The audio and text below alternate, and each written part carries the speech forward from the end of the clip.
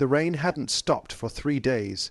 It was the kind of relentless, cold drizzle that seeps into your bones and makes even breathing feel heavy. Emily sat in her car, parked outside what used to be her house. The windows were dark, the "For Sale" sign swaying in the wind, mocking her with every creak. Everything she had built, her home, her business, her marriage, was gone, and the cruelest part, it had all unravelled in less than a year. Just 12 months ago, Emily's world had been full of colour. She ran a small bakery in town called Sugar and Bloom, famous for its lavender cupcakes and warm atmosphere. Her husband, Ryan, helped her with deliveries, and they'd often joke that flour dust and frosting were their love languages. But life, she learned, doesn't warn you before it starts to fall apart. It began when Ryan lost his job. At first, they managed fine. Emily picked up extra shifts at the bakery, and Ryan promised he'd find something soon. But weeks turned into months, and stress crept into their laughter, turning it brittle. He started drinking, just a little at first, to take the edge off. Then, one night, he didn't come home. The next morning, the police called. There had been an accident. Ryan didn't make it. Emily's world shattered that day. She stopped baking. She stopped answering the phone. Bills piled up, unopened, until the bank took the bakery, then the house. She moved into her car because she had nowhere else to go. For weeks, she drifted like a ghost, sleeping in parking lots, showering at gas stations, and trying not to think about what she'd lost. She didn't want help. Didn't think she deserved it, until one morning when someone knocked on her car window. It startled her. She had parked behind a church half, hidden by trees.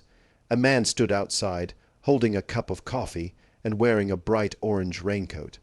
He had kind eyes, the kind that seemed to see straight through the mess. "Hey," he said softly through the glass, "you okay?"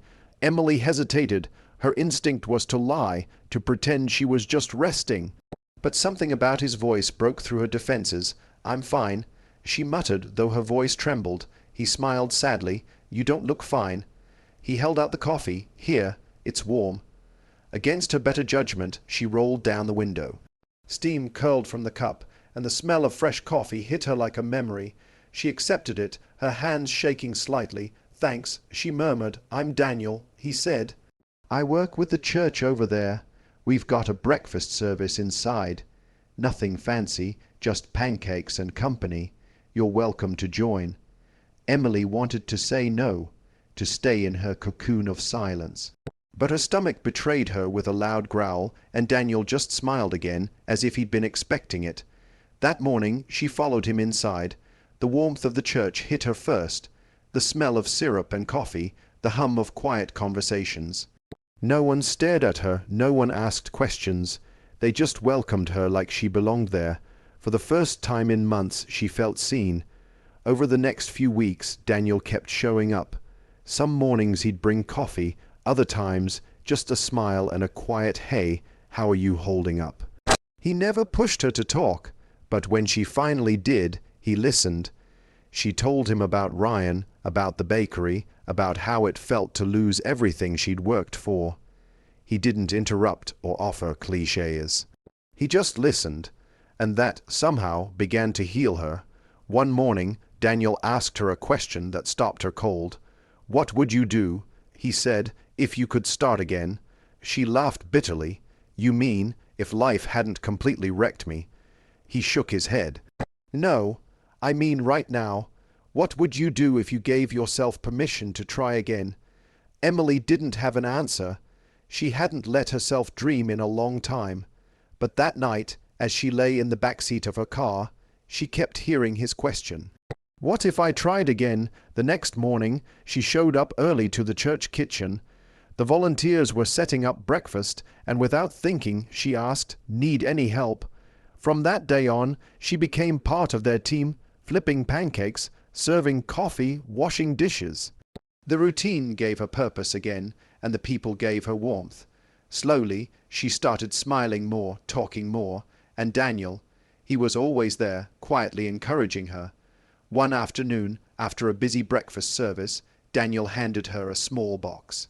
Inside was a set of baking tools, piping bags, measuring spoons, and a handwritten note that said, just in case you're ready." Her throat tightened. "Daniel, these are expensive. I can't," he interrupted gently. "You can, because you're not done, Emily. You still have that gift. Don't let pain bury it." His words lit something inside her. That night she borrowed the church kitchen and baked for the first time in nearly a year. The smell of butter and sugar brought back every good memory she thought she'd lost. The laughter with Ryan, the joy of creating something from nothing.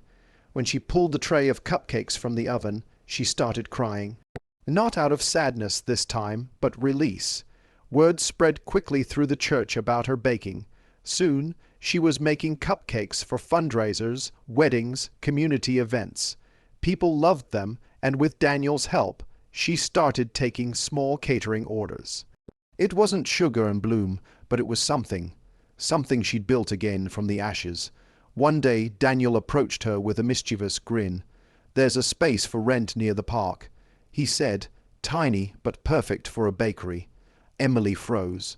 The idea terrified her. "Daniel, I can't go through that again. What if I fail?" He looked her straight in the eyes. "Then you'll get back up, like you've already done."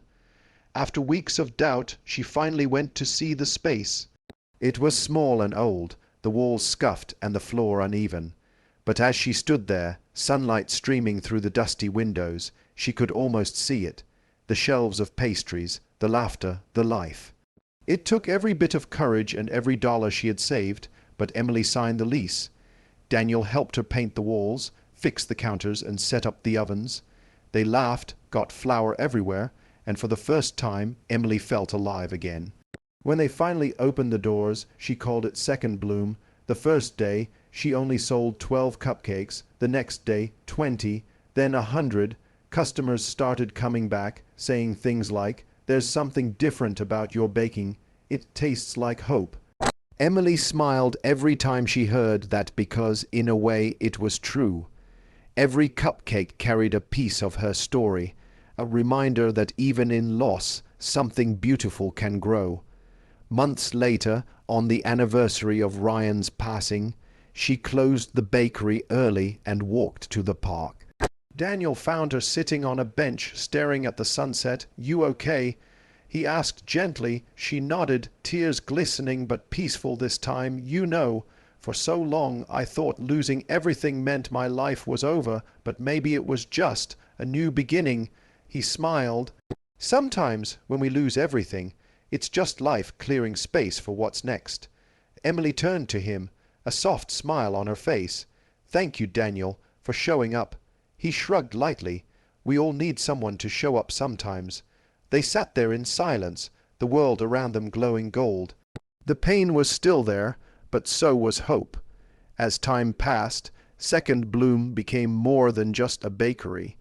It became a haven, a place where people found warmth, stories, and second chances. Emily hired others who had lost their way. A young mother escaping abuse, an older man who'd been homeless for years, a teenager trying to rebuild his life after jail. She gave them not just jobs, but dignity.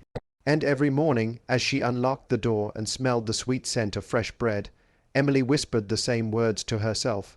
"You lost everything once, but you found something even stronger, yourself."